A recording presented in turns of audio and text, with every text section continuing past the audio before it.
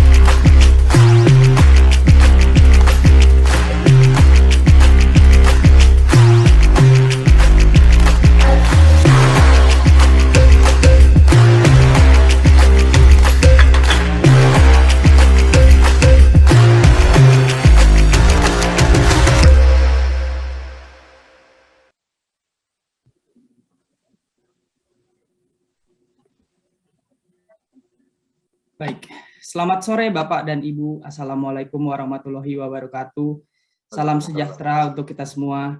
Terima kasih kami ucapkan atas kehadiran Bapak dan Ibu dalam acara Public Expose Live 2021 dalam rangka 44 tahun diaktifkannya kembali pasar modal Indonesia pada sesi Public Expose PT Garuda Metalindo Tbk.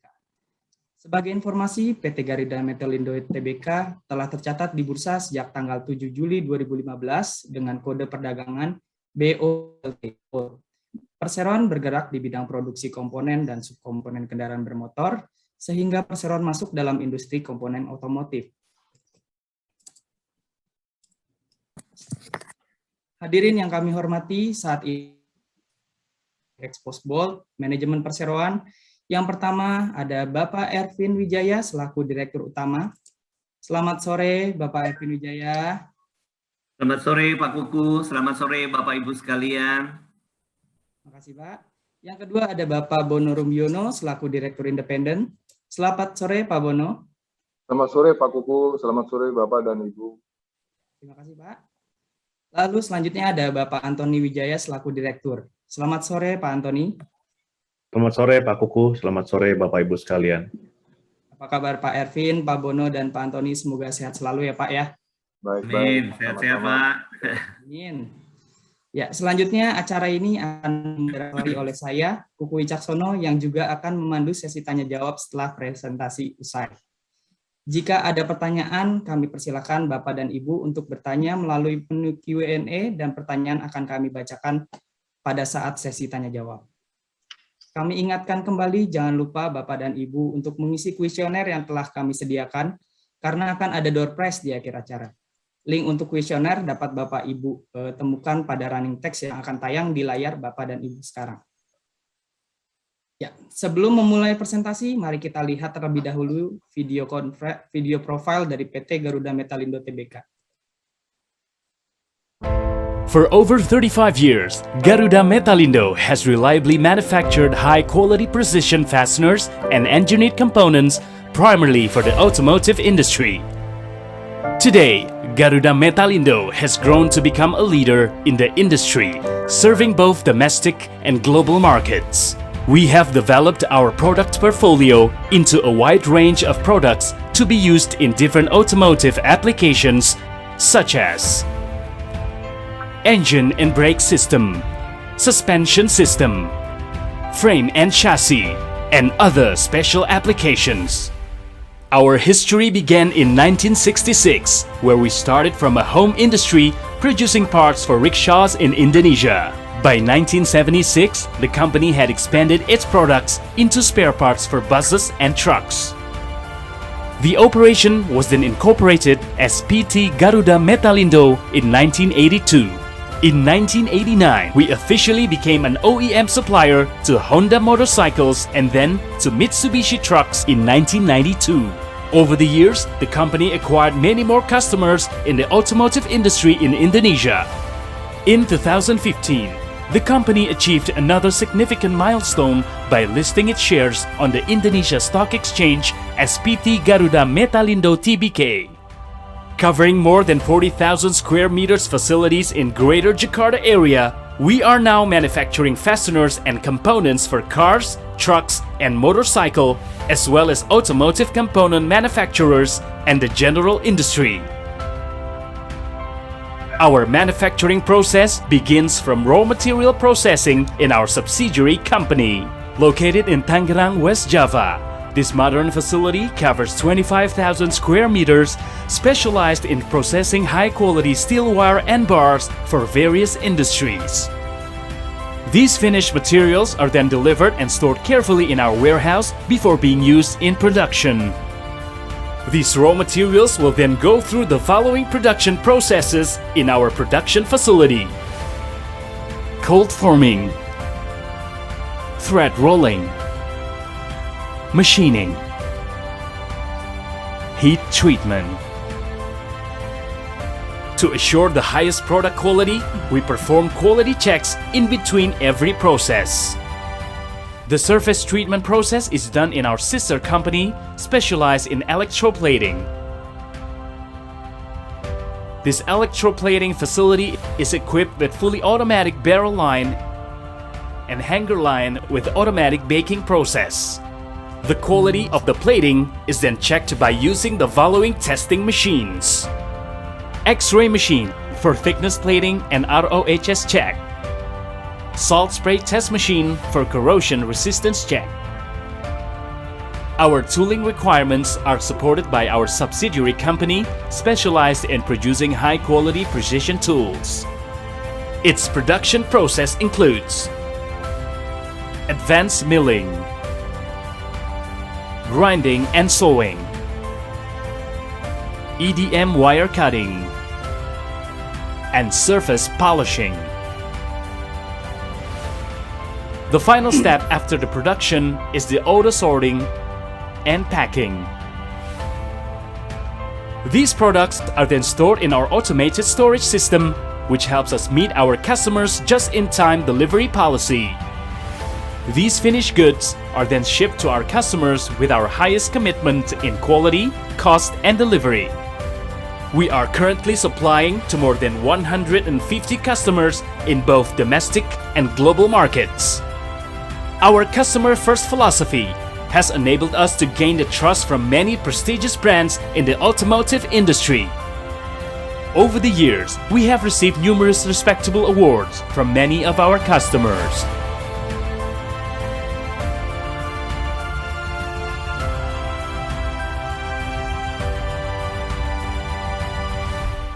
Garuda Metalindo.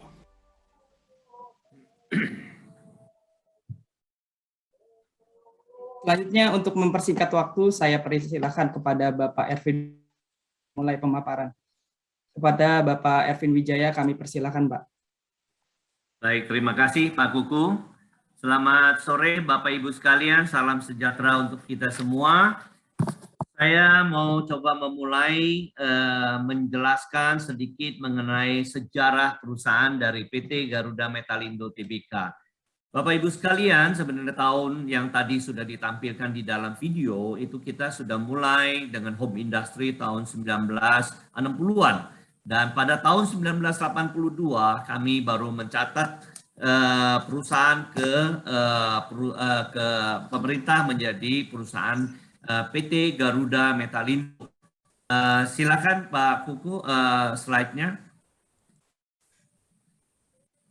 Silakan next. Ya, di sini kita melihat bahwa PT Garuda Metalindo mulai berdiri sebagai PT itu tahun 1982 dan dengan berjalannya waktu kita mulai mengembangkan sayap mensuplai ke perusahaan otomotif yaitu salah satunya adalah Honda Motor pada saat itu dan kemudian mengembang ke industri otomotif roda 4 lainnya seperti Mitsubishi dan juga ke komponen-komponen kendaraan bermotor lainnya. Dan puji syukur pada Tuhan, pada tahun 2015 kita mulai mencatatkan perusahaan ke Bursa Efek Indonesia, Bursa Efek Jakarta. Dan pada tahun 2017 kita mengakuisisi PT Mega Pratama Verindo yang bergerak di dalam bidang persiapan material, bahan baku, khususnya untuk bahan baku baut dan selain itu juga memang bermacam-macam bahan baku untuk industri otomotif lainnya. Dan pada tahun 2019 kita telah membangun satu logistik center di MM 2100 yaitu sebagai tempat untuk mendistribusikan produk-produk kita setelah diadakan electroplating di Indokida Plating dan kemudian kita mendistribusikan ke customer-customer yang memang mayoritas industri otomotif yang terletak di bagian timur dari Jakarta ini. Dan yang terbaru adalah tahun 2020 kita telah melakukan peletakan batu pertama untuk pembangunan satu fasilitas produksi baru di mana kita ada bekerja sama ataupun mendapat satu komitmen dari customer untuk memproduksi satu barang tertentu untuk disuplai kepada mereka. Next please.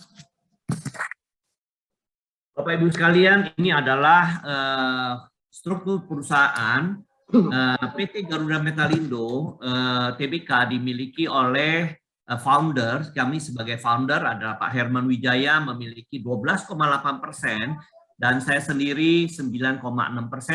Dan kemudian ada holding dari grup kami yaitu PT Garuda Multi Investama yang memegang 57,6% share. Dan juga saham yang beredar kurang lebih 20% yang berada di masyarakat. Bapak Ibu sekalian, PT Garuda Metalindo memiliki dua anak perusahaan yaitu salah satu adalah Mega Pratama Verindo yang tadi saya sudah bahwa Mega Pratama Verindo adalah industri yang memproduksi bahan baku untuk kebutuhan industri murbaut dan juga industri otomotif part lainnya. Kemudian kami juga memiliki satu perusahaan tooling company yang mana bekerja sama dengan pihak Belanda pada saat itu yaitu ITT yang memproduksi bahan toolingnya ataupun cetakan-cetakan untuk keperluan industri murbaut. Next please. Bapak Ibu sekalian, ini adalah susunan manajemen perusahaan kami yaitu Pak Herman Wijaya sebagai founder dan juga Pak Hadi Surya Dipraja sebagai komisaris independen dan juga Andri Wijaya sebagai komisaris dan saya sendiri sebagai presiden direktur dan juga Leni sebagai direktur keuangan, Anthony juga sebagai direktur pemasaran dan keuangan, dan Rudi Wijaya direktur pemasaran domestik, dan juga Pak Bono Rumbiono sebagai direktur independen yang berpengalaman di industri otomotif. Next please. Bapak Ibu sekalian, ini adalah gambaran produk dari perusahaan kami. Memang sering sekali orang mengatakan bahwa oh pabrik baut, mereka tidak punya bayangan bahwa pabrik baut itu baut apa sih? Mereka biasa konotasi baut dengan baut yang untuk baut umum ya, baut hexagon board dan nut. Tapi baut-baut yang kita produksi 95% ya adalah untuk kebutuhan otomotif. Jadi memang karakteristiknya, bentuknya, kekuatan dan juga kualitinya jauh berbeda dengan baut-baut pada umumnya yang untuk keperluan umum. Kita membagi beberapa kelompok, yaitu kita sebut ada bolt ya, Bapak Ibu bisa lihat ya, boltnya itu apa sih? Bukan bolt hexagon biasa, tapi ada special bolt, yaitu memang dipakai di beberapa engine ya. Dan kemudian ada bagian brake, bagian suspension, dan ada special part yang kita sebut sebenarnya bukan baut, tapi itu adalah engineer component. Jadi barang-barang engineering gitu. Ya, berikut next slide please. Nah, ini adalah produk dari Mega Pratama Verindo. Sering sekali mereka tidak tahu bahwa bikin baut dari bahannya apa sih? Nah, ini bautnya dibuat dari bahan yang kami sebut sebagai steel wire. Itu bahan baku sebenarnya adalah dalam keadaan gulungan yang memang beratnya seharusnya itu kurang lebih sampai 3 ton beratnya, 2 sampai 2,7, 2,8 ton dalam gulungan. Nah, gulungan inilah kita sebut steel wire dengan kualitas bahan baku, spek bahan baku yang berbeda-beda, sehingga untuk aplikasi baut yang bermacam-macam itu tentu disesuaikan dengan kualitas material yang berbeda-beda pula. Demikian juga ada kami sebut itu cold drawn bar. Jadi bahan baku dasarnya juga dari gulungan. Bapak Ibu bisa lihat diameternya cukup besar. Itu di drawn dari wire rod. Ya, asal mother coilnya kita sebut wire rod. Dan ditarik menjadi besi yang sudah ditarik itu. Dan diluruskan menjadi besi batangan untuk keperluan komponen-komponen kendaraan bermotor. Ya, selanjutnya next please. Nah, ini adalah beberapa pelanggan utama kami ya, yang kami tampilkan hanya beberapa pelanggan utama. Two wheel ya, sudah kita tahu semua, majority player-nya adalah Honda, Kawasaki, Suzuki dan lain sebagainya. Dan untuk roda 4 dan roda 6 ataupun truk commercial car itu ada Daihatsu, ada Isuzu, ada Mitsubishi, Hino, Toyota dan lain sebagainya. Dan untuk komponen-komponen kendaraan bermotor, kami sebut kelompok komponen, mereka adalah pembuat komponen kendaraan bermotor yang dijual kepada customer otomotif langsung, seperti misalnya Akebono, mereka adalah pembuat brake system, ya, dan juga Denso, Showa, dan lain sebagainya. Tentu ini kita masukkan ke kelompok komponen kendaraan bermotor. Dan jadi kami adalah supplier direct sebagai tier 1 kepada otomotif company itu sendiri, pabrik assembly sepeda motor, dan juga kita sebut sebagai second tier, tier kedua ke pabrik-pabrik komponen yang kemudian mereka supply ke pabrik mobil itu sendiri. Dan sebenarnya juga ada komponen yang kita sebut adalah tier 3. Jadi yang mereka mensupply lagi ke komponen. Jadi customer kami adalah cukup luas, tapi mayoritas ada berkaitan dengan industri otomotif itu sendiri. Baik, silakan selanjutnya, slide selanjutnya. Nah ini Bapak Ibu sekalian, ini adalah beberapa customer kami yang sudah terbangun. Ya, kami sudah mensupply ke Amerika, Kanada, Brasil, Jerman, India, Malaysia, Filipina, Thailand, dan lain sebagainya. Kenapa kita mau masuk ke sana? Nanti saya akan paparkan sedikit gambaran industri otomotif di global ini berapa besar dan apa yang menarik kita untuk masuk ke sana. Silakan next slide please. Ya, silakan. Ya, kita melihat saat ini coba kita melihat kepada pasar kendaraan roda 2 domestik. Kita melihat tahun 2018, 2019, dan 2020 itu terjadi naik dan turun, pasang surutnya industri otomotif di dalam negeri. Dan memang pada tahun 2020 kita mengalami pandemik yang Bapak Ibu sekalian sudah mengetahuinya. Kita mengalami penekanan yang luar biasa sehingga produksi otomotif roda 2 ini menurun pasarnya sampai boleh bilang kurang lebih 50%. Dan kalau kita melihat perkembangan tahun 2020 dengan 2021 untuk semester pertama, kita Januari sampai Juni, kita melihat pada tahun 2020 itu terjadi pasar 1,8 juta kurang lebih. Dan pada tahun 2021 kita bersyukur pada Tuhan kondisi sudah meningkat cukup tajam sampai 30,6% dan sudah memproduksi kurang lebih market telah menyerap kurang lebih 2,4 juta unit. Dan kita melihat produksinya lebih meningkat karena ada sebagian yang diekspor. Dan kita melihat semester ke-1 produksinya adalah 2.146.000 dan tahun 2021 meningkat sebesar 45%.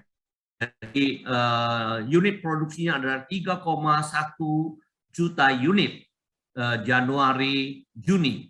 Dan merek-merek yang memegang pasar terbesar adalah Honda, ya Bapak Ibu sekalian bisa lihat.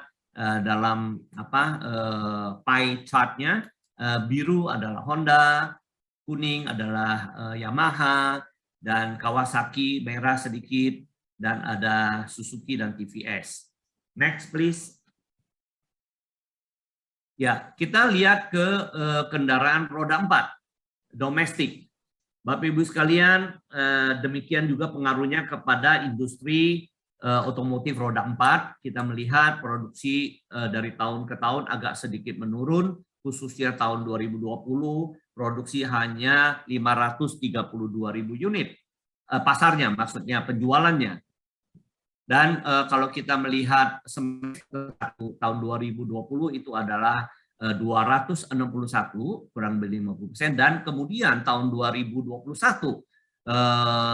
semester pertama itu sudah meningkat 50,79%. Yaitu angkanya adalah 393.000 unit. Memang masih terkendala dengan keadaan pandemik COVID-19 ini, sehingga produksi ataupun marketnya belum kembali normal seperti sedia kala. Top 5 penjualan otomotif domestik ini sebagai inputan saja masih dipegang oleh Toyota, kedua Daihatsu, Honda, Suzuki, dan MMKI yaitu Mitsubishi. Ya. Berikut di bawahnya adalah produksi. Jadi produksi juga memang lebih tinggi dari penjualan market karena ada sebagian yang diekspor. Kita melihat tahun semester ke-1 tahun 2020 adalah 300.000 unit, dan pada tahun 2021 semester ke-1 produksi adalah 516.000 unit. Kita bersyukur karena ada pemerintah yang memang mendukung untuk kebijakan-kebijakan baru mengenai PPNBM dan juga 0% uang muka kredit mobil dan motor. Selanjutnya, nah ini ada sedikit gambaran yang saya akan menyampaikan kepada Bapak Ibu sekalian bahwa produksi mobil ya secara global kita melihat pada tahun 2019 itu nilai global itu produksi global itu 91.780.000 unit. Demikian besarnya, dan kalau kita banding dengan lokal itu cuman Indonesia cuman 1% dari total global production. Dan kemudian kita melihat tahun 2020. Ya, 2020 mendapat turunan, ya, tapi tidak separah di Indonesia. Kalau di Indonesia kita melihat penurunannya cukup signifikan, hampir sampai 50%, dan tapi kalau kita lihat global, ya ternyata penurunan global itu tidak separah di Indonesia. Ya, dan kita melihat komposisinya di North America itu sebesar kurang lebih 17,2%, South America 2,95%, Europe 22,1%, dan Japan and South Korea, nah ini hanya 2 negara, itu cukup besar sekali, 14,9%. Dan yang paling signifikan adalah di China, Bapak Ibu sekalian. China memproduksi roda 4, kendaraan roda 4 sebesar 32,5% dari total produksi global dunia. Southeast Asia, Bapak Ibu sekalian bisa melihat hanya 3,8%. Asia, Oceania, dan Middle East kurang lebih 5,6%. Dan Afrika sebesar 0,95%. Dan Bapak Ibu sekalian, dari gambaran ini kita bisa melihat begitu besarnya pasar global otomotif di pasar global ini yang memberikan peluang yang sangat besar bagi kita untuk boleh berpartisipasi di industri otomotif global ini. Next, please. Ya, saya kira itu saja yang saya bisa sampaikan tentang bagaimana industri kami dan apa peluang-peluang masa depan. Kenapa kita bicara ekspor-ekspor? Setelah kita melihat kondisi industri otomotif global, itulah Bapak Ibu sekalian yang sangat menjanjikan buat kita semua. Dan memang banyak orang yang pikir, wah bagaimana dengan perubahan kalau memang jadi electric vehicle, tapi saya pikir ya, saya percaya bahwa baut tetap dipakai. Mau pakai elektrik, mau pakai mesin, mau pakai apa, baut tetap dipakai untuk mempersatukan komponen-komponen otomotif itu sendiri. Demikian Bapak Ibu sekalian pemaparan saya serahkan kepada Bapak Antoni untuk menyampaikan ikhtisar mengenai keuangan. Silakan, Pak Antoni. Ya, terima kasih, Bapak Ervin Wijaya. Selanjutnya saya akan memaparkan sedikit mengenai kinerja keuangan perusahaan hingga kuartal 2 2021. Next. Bisa dilihat dari penjualan bersih, perusahaan mampu mencatatkan kenaikan sebesar 42,52% sepanjang Januari sampai Juni tahun 2021 menjadi 532 miliar dari sebelumnya 373 miliar di tahun lalu, dan sampai akhir tahun 2021 ditargetkan mencapai hampir 1,1 triliun, dan 1,1 triliun merupakan kenaikan sebesar kurang lebih 38% dibanding tahun 2020. Begitu juga dari sisi EBITDA, kami juga mencatatkan pertumbuhan yang cukup baik, di mana kami berhasil membukukan kenaikan sebesar 163%, sebesar 66,93 miliar dibandingkan tahun lalu, yang mencatatkan hanya 25,38 miliar. Kami juga mau highlight mengenai penjualan ekspor kami yang mengalami pertumbuhan cukup baik. Di tahun 2021 ini kami mencatatkan 27,7 miliar sampai bulan Juni, dibandingkan tahun lalu hanya 13,38 miliar. Dan sampai akhir tahun kami menargetkan mencapai 56,28 miliar, pertumbuhan lebih 30% dibanding tahun 2020. Dari sisi laba bersih bisa dilihat juga kalau tahun lalu kami membukukan kerugian, sampai bulan Juni kami membukukan kerugian sebesar 10,5 miliar. Namun tahun ini kami berhasil memulihkan kondisi laba bersih menjadi 22 miliar sampai bulan Juni tahun 2021. Next. Dari sisi aktiva, kami juga mencatatkan kenaikan sebesar 5,17% menjadi 1,176 triliun rupiah. Dan namun dari sisi liabilitas juga kami ada sedikit kenaikan menjadi 454 miliar dari tahun sebelumnya 419 miliar. Dari sisi rasio keuangan, untuk debt to equity ratio kami juga ada sedikit kenaikan dari 59% menjadi 63% kurang lebih. Dan juga untuk current ratio, ada sedikit kenaikan dari 160% menjadi 169%. Next. Selanjutnya saya akan memaparkan beberapa aktivitas perusahaan di tahun 2021 ini. Next.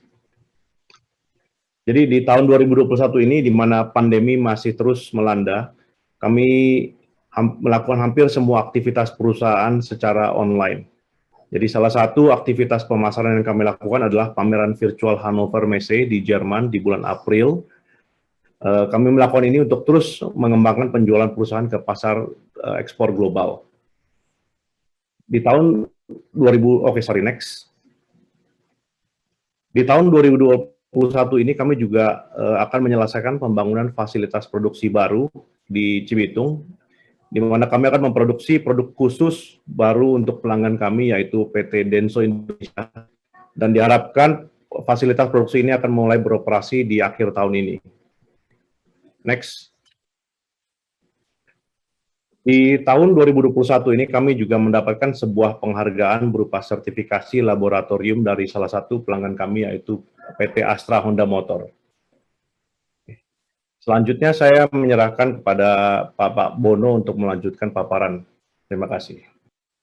Baik, terima kasih Pak Antoni. Selamat sore Bapak dan Ibu sekalian. Saya akan memaparkan secara singkat tentang kegiatan perusahaan yang terkait dengan tanggung jawab sosial. Seperti kita ketahui bersama, di tengah pandemi COVID-19 ini, kami beserta seluruh karyawan tetap menjaga semangat dalam berbagi.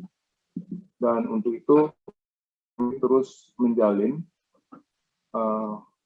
silaturahmi dan juga rasa berbagi dengan warga di sekitar perusahaan. Dan itu kami wujudkan dalam berbagai kegiatan sebagai berikut. Pertama, kami memberikan bantuan beras kepada warga sekitar yang memerlukan. Ini kita lakukan melalui masjid yang berlokasi di sekitar perusahaan. Juga kami memberi bantuan zakat melalui kelurahan. Next slide.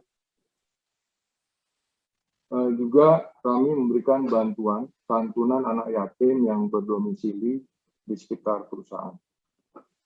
Lalu selanjutnya berkaitan dengan momen perayaan Idul Adha, kami juga berbagi kebahagiaan dengan menyerahkan hewan kurban melalui masjid yang berlokasi di sekitar perusahaan. Selanjutnya, terkait dengan vaksinasi, kami menggelar program vaksinasi yang kami tujukan untuk masyarakat umum, termasuk pelajar dan anak-anak yang berusia 12 tahun ke atas, dan tentu saja juga untuk karyawan kami, perusahaan. Salah satu tujuan kami adalah untuk membantu program pemerintah dalam percepatan vaksinasi nasional dan juga kontribusi kami untuk masyarakat sekitar untuk mereka mendapatkan akses vaksinasi yang terjangkau. Mungkin itu saja paparan dari saya menyangkut tanggung jawab sosial. Saya kembalikan ke Pak Kuku selaku moderator. Terima kasih. Baik, terima kasih Pak Ervin, Pak Antoni, dan Pak Bono atas pemaparan yang telah disampaikan, Pak. Cukup komprehensif, Pak, jika saya perhatikan. Selanjutnya, saat ini kita tiba pada sesi tanya-jawab. Pilih beberapa pertanyaan dari Bapak dan Ibu. Lalu untuk sesi pertama akan saya bacakan satu persatu pertanyaannya dan akan ditanggapi oleh manajemen perseroan. Nah, di sini saya sudah coba untuk beberapa pertanyaan. Ada 4 pertanyaan yang mirip gitu ya. Jadi saya kelompokkan dari Bapak Heri Fortune Indonesia, Bapak Jerry Salim, Bapak Joko Ideku, dan Bapak Fredianto Manulu. Ini pertanyaannya ada 2 poin sebenarnya. Yang saya tanyakan 1 poin terlebih dahulu terkait dengan bagaimana pandangan Garuda Metalindo terhadap industri baja dan metal di tahun 2021 dan 2022. Lalu bagaimana target kinerja baik di pendapatan, penjualan, maupun di net income perseroan, baik di tahun 2021 dan tahun 2022. Mungkin bisa ditanggapi dulu Pak terkait hal tersebut. Ya, mungkin untuk pertanyaan yang mengenai metal dan baja ya, saya coba menjawab ya Pak ya. Ya. Ya, seperti Bapak Ibu sekalian ketahui, kalau memang itu baja dan metal, memang itu adalah merupakan bahan baku utama ya, utama untuk industri otomotif dan juga untuk Garuda Metalindo, kami juga memang bahan utamanya adalah besi dan baja.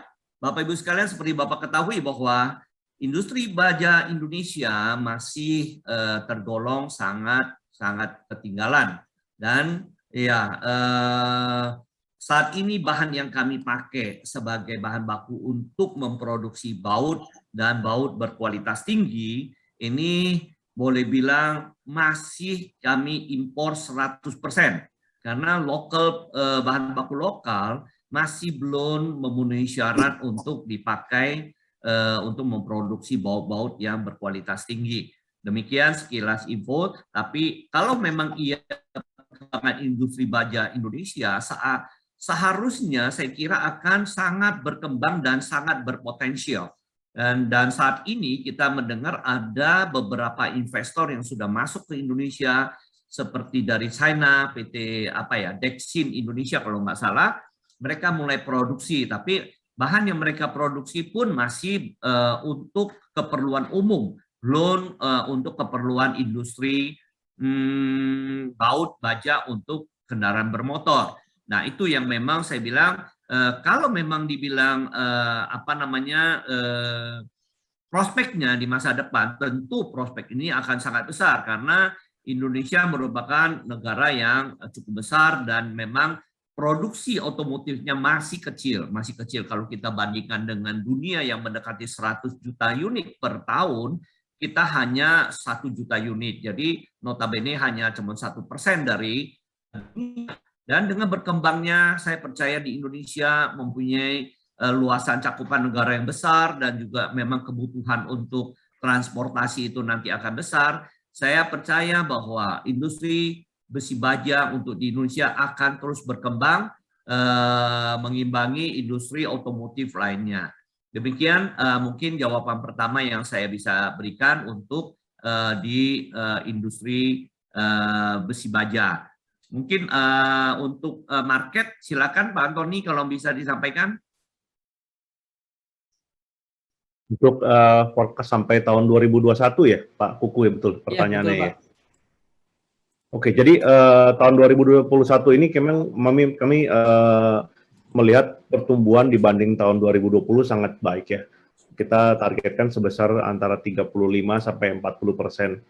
Dan tentu profitabilitas juga kami targetkan akan bertumbuh cukup baik, mungkin mendekati 2 digit lah kami harapkan.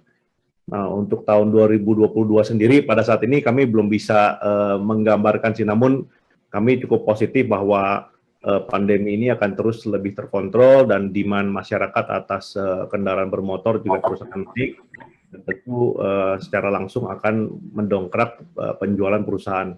Dan juga kami terus mengembangkan usaha kami di pasar ekspor, jadi kami tidak hanya bersandar kepada pasar domestik ya, kami juga terus mengembangkan pasar ekspor. Demikian Pak Kuku. Baik, terima kasih Pak Ervin dan Pak Antoni untuk tanggapannya Pak. Lalu untuk poin kedua pertanyaan dari yang 4 penanya tadi Pak, ini terkait dengan electronic vehicle. Bagaimana pandangan terkait dengan tren mobil listrik ke depan, Pak? Akankah hal tersebut akan mendongkrak bisnis perseroan? Lalu yang terkait hal apakah electronic vehicle akan mengganggu pasar dari Bolt dan bagaimana persiapannya? Lalu terkait electronic vehicle juga, apabila electronic vehicle semakin berkembang ke depan, di mana part dari kendaraan tersebut banyak yang bagaimana dampak atas part produksi perusahaan akan masih banyak yang terpakai, Pak? Saya coba menjawab ya. Begini, Pak Kuku dan Bapak-Bapak yang bertanya soal electric vehicle tadi, sebenarnya saya dalam paparan saya sudah sedikit saya singgung ya tentang e-vehicle ya, EV ini ya. Jadi electric vehicle, baut ya dipakai di mana saja ya sebenarnya. Nah, kalau memang kita lihat baut yang akan berkurang di mana? Di engine-nya. Ya, dan kita saat ini tidak terlalu banyak memproduksi baut di dalam engine. Dan banyak sekali berproduksi di sekitar body, suspension, bagian roda, bagian semua baut yang dipakai untuk mempersatukan mobil. Kalau nggak ada baut, mobil itu nggak jadi. Mau itu electric vehicle, mau itu combustion engine, kalau nggak ada baut, nggak bisa jadi mobilnya, Pak. Jadi saya kira penggunaan baut tidak ada berkurang, ya akan berkurang memang iya. Berapa persen? Kalau memang ada beberapa studi yang lalu yang saya pernah dapat dari industri besi dari Jepang, mereka katakan bahwa baut akan berkurang 15% penggunaannya. Tapi itu hanya baut-baut di engine. Tapi baut-baut di di elektromotor, andai kata dia pakai electric engine, itu kan tetap pakai baut untuk mengencangkannya. Ya, dan sasis untuk bagian suspension, bagian brake, bagian dashboard, bagian jok, semuanya itu tetap pakai baut. Jadi kalau sejauh kita memang tidak banyak berproduksi untuk baut-baut di dalam engine, itu tidak ada pengaruh. Ya, dan saya harapkan juga kalau dengan electric vehicle EV ini berkembang, tentu kita sudah coba mengikuti ya, maksudnya dalam arti kita akan follow saja, mungkin desainnya berubah, apakah itu size-nya lebih kecil dan lain sebagainya. Saya kira untuk pabrik baut tidak ada matinya, karena baut dipakai di mana-mana. Sebenarnya Bapak Ibu sekalian bisa lihat baut itu di mana sih? Di mebel juga pakai, di rumah pakai, semua juga pakai, motor pakai, sepeda pakai. Nah, memang kita lebih mengkhususkan diri ke baut-baut yang lebih high quality. Ya, dalam arti memang yang membutuhkan kekuatan ataupun precision yang lebih tinggi untuk mobil. Kalau memang sepeda kan agak kecok-kecok sedikit nggak apa-apa, ada bunyi-bunyi sedikit nggak apa, tapi kalau mobil kan sangat presisi. Jadi itu saya kira jawaban saya, seiring dengan perkembangan electric vehicle kita memang akan berkurang, tapi untuk baut-baut di engine saja, dan di engine memang sampai saat ini industri mobil Jepang mereka kebanyakan pakai baut-baut dari Jepangnya sendiri. Jadi kita sebenarnya kebagian di seluruhnya. Nggak di engine, pengikat engine ada, body ada, suspension ada, brake system ada, semuanya ada. Jadi bangku-bangku apa semua dipasang, semua tetap pakai baut. Jadi jangan khawatir, kita tetap optimis, Garuda Metalindo akan bertumbuh, berkembang, dan market masih luas di global market. Demikian Pak. Terima kasih. Pak Ervin, mungkin ada yang mau ditambahkan oleh Pak Antoni atau Pak Bono? Ya, silakan kalau ada. Cukup, Pak. Kami harap tanggapannya bisa diterima oleh penanya, Pak. Karena Mudah-mudahan terjawab ya, Pak. ya, betul, Pak. Karena cukup komprehensif kalau saya lihat tadi. Untuk pertanyaan selanjutnya dari Bapak Julius Halim dan berkaitan juga dengan pertanyaan Bu Suwani. Ini terkait dengan MN 2100, Pak. Ini diinformasikan pabrik MM 2100 untuk memasok special customer bernama apa. Sebenarnya tadi sempat di-mention ya Pak ya, mungkin disampaikan lagi saja. Lalu di bidang apa? Apakah untuk pasar domestik atau pasar ekspor? Lalu bagaimana perkembangan pabrik baru perusahaan tersebut yang MM 2100? Mungkin itu dulu Pak. Ya, silakan ini yang jawab ya. Oke, coba saya jawab ya. Jadi pabrik baru kami yang di Cibitung itu hampir selesai. Kita harapkan bisa mulai beroperasi di 1-2 bulan ke depan. Dan itu pabrik itu direncanakan untuk membuat produk khusus untuk customer Denso Indonesia. Dan tujuannya ada ekspor dan ada domestik juga. Rasionya sekitar 50-50%. Jadi tapi ekspor dan domestiknya itu tetap melalui Denso. Jadi customer Denso aja, itu pabrik khusus untuk customer Denso. Demikian Pak. Oke, terima kasih Pak Antoni untuk tanggapannya. Jelas khusus untuk Denso domestik ya Pak ya. Betul Pak. Lalu pertanyaan dari pihak yang sama, Pak Juli Salim, ini untuk kompetitor yang paling menantang bagi perseroan tuh siapa Pak? Gitu. Baik domestik mungkin atau yang internasional kalau misalkan ada. Lalu ranking perseroan atau dari market share mungkin di Indonesia itu berapa persen Pak? Mungkin bisa ditanggapi Pak. Silakan. Oke, mungkin saya jawab. Oke, jadi untuk kompetitor kami sih terbesar masih perusahaan Jepang sebetulnya Pak. Jadi cukup banyak perusahaan Jepang yang berinvestasi di Indonesia mungkin sejak tahun 2014-2015. Dan mereka masih memiliki pangsa pasar yang terbesar ya kalau perkiraan kami ya.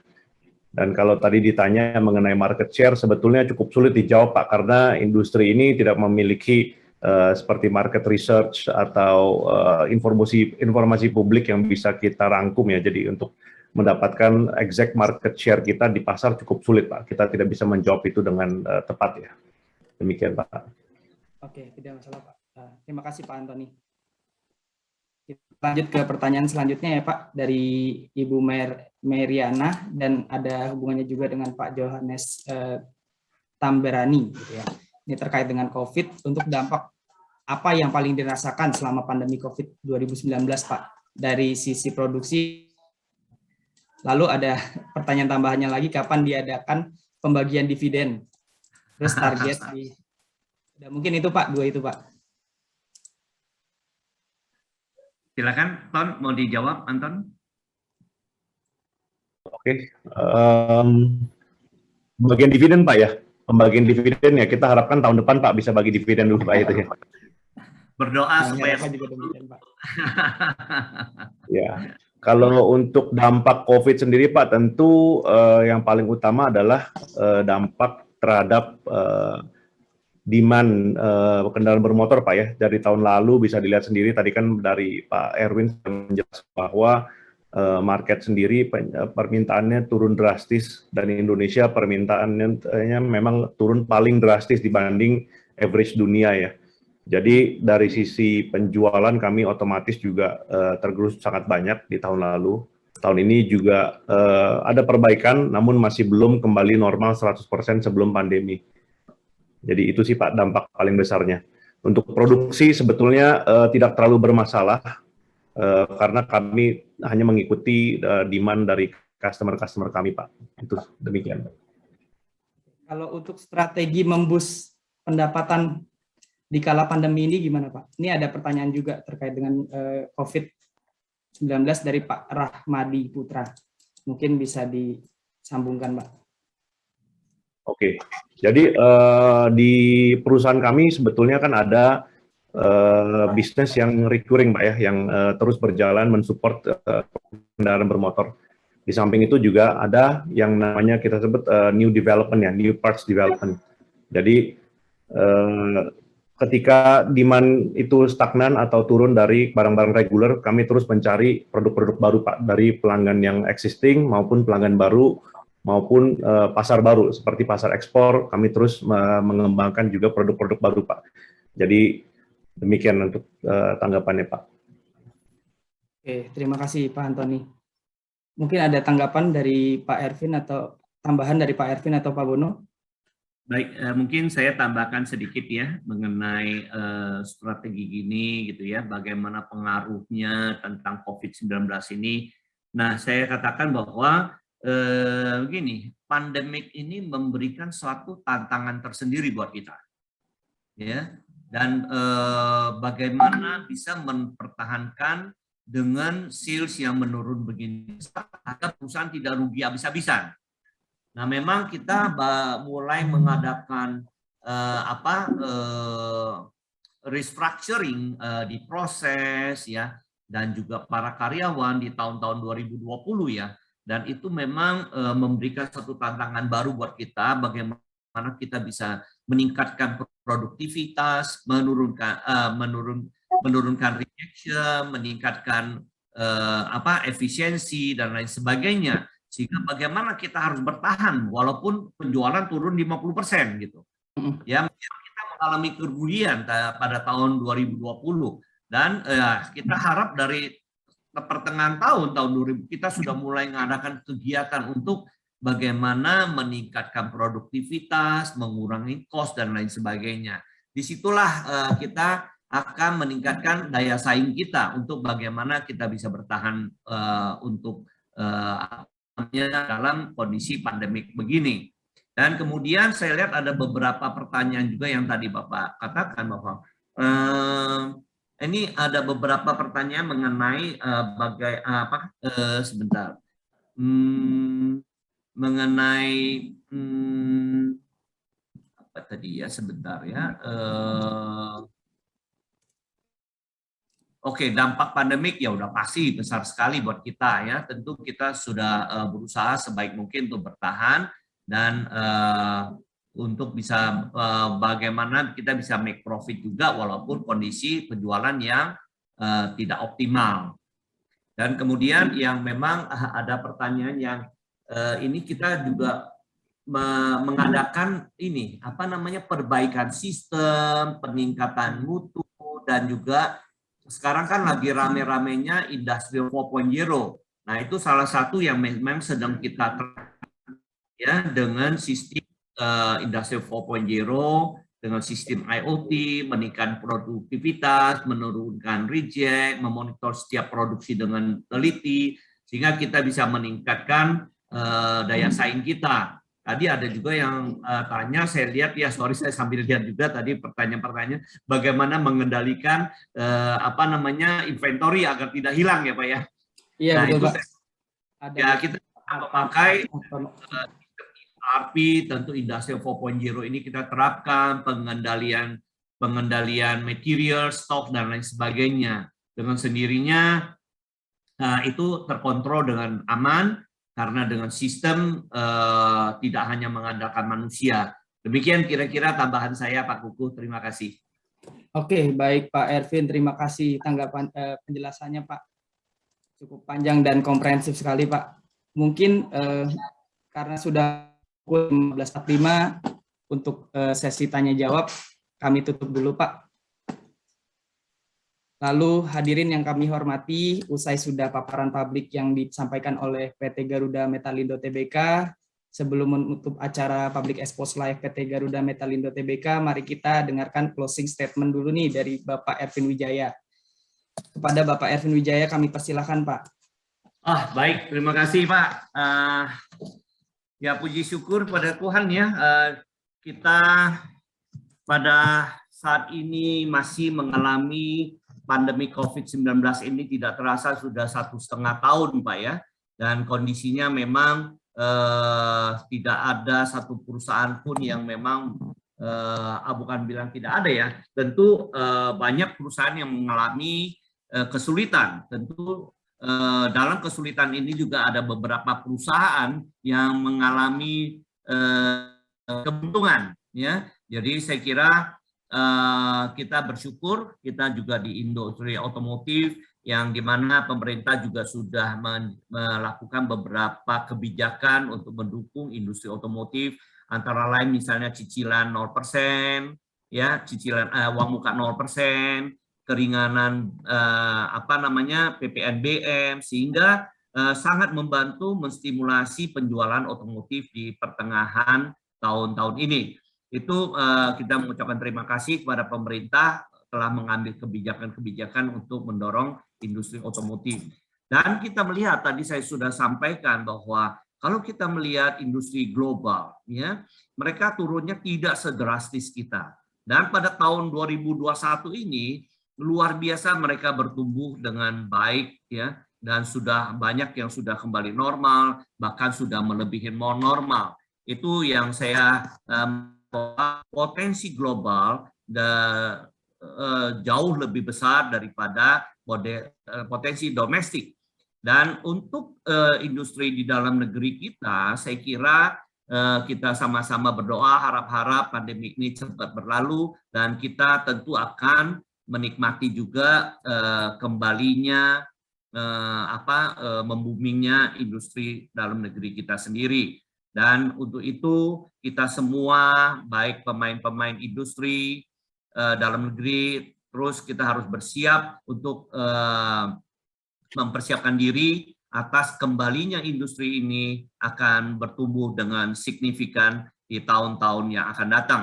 Saya yakin semuanya akan berlalu, ya, malam akan gelap dan tentu akan terbit pula terang pada esok harinya. Saya yakin besok, tahun-tahun kemudian pasti akan bertumbuh dengan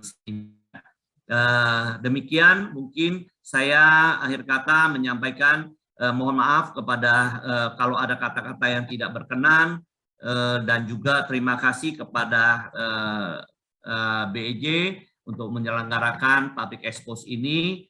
Dan akhir kata saya sampaikan selamat berinvestasi dan jayalah selalu pasar modal Indonesia. Terima kasih, Tuhan berkati kita semua. Ya, terima kasih Pak Heruwin Wijaya atas closing statement-nya, Pak. Selanjutnya mari kita beri aplaus untuk para penyaji dari PT Garuda Metalindo Tbk. Terima kasih, Pak. Selanjutnya atas nama penyelenggara, kami mengucapkan terima kasih kepada seluruh manajemen PT Garuda Metalindo Tbk dan juga seluruh peserta yang hadir dan mengikuti sampai akhir acara. Bapak dan Ibu sekalian, sebagaimana telah diinformasikan sebelumnya, jangan lupa Bapak dan Ibu untuk kuesioner yang telah kami berikan karena akan ada pengundian door prize dan juga untuk meningkatkan layanan dan kualitas acara kami di tahun depan. Link untuk kuesioner tersebut dapat Bapak dan Ibu temukan pada running text yang sekarang ini tayang di layar Bapak dan Ibu. Silakan diisi. Jalan-jalan ke Keramat Jati beli ikan. Tidak lupa lewat Kampung Rambutan. Sampai ketemu lagi di Public Expose Live tahun depan. Jangan lupa selalu patuhi protokol kesehatan. Maju terus pasar modal Indonesia. Amin, keren.